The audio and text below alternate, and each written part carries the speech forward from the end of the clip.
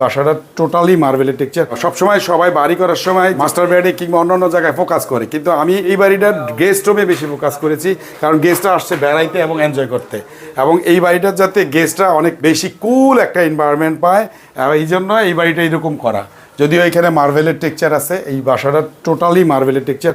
আমরা এই রুমে কিন্তু এসি নাই, কিন্তু আমরা কুল একটা পাইতেছেন, ঠান্ডা একটা শীতল অনুভূতি হচ্ছে।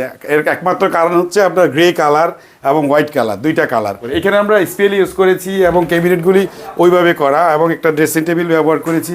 আমরা এখানেও গ্লাস ব্যবহার করছি। বাড়িটাতে আমরা স্পেস বড় দেখানোর জন্য অনেক গ্লাস ইউজ করি। আবার কর্নার টেবিলও কিন্তু আছে, কর্নার টেবিল একটা হোটেলের ফ্লেভার যাতে সে পায়, 5 স্টার হোটেলের মতো কিন্তু লাগছে অনেকটা। ওকে, তো এই ধরনের কাজগুলো আপনারা করে থাকেন ইন্টেরিয়রে? একটা ইন্টেরিয়রের সব ধরনের ফ্যাসিলিটি আমরা দেই, এবং আমি 23 বছর যাবত শুধু ইন্টেরিয়রই করি, এটা ছাড়া আমি আর কোনো কাজ পারি না। এবং ইন্টেরিয়রের সব ধরনের সাপোর্ট পাবেন আপনি আমাদের কাছে।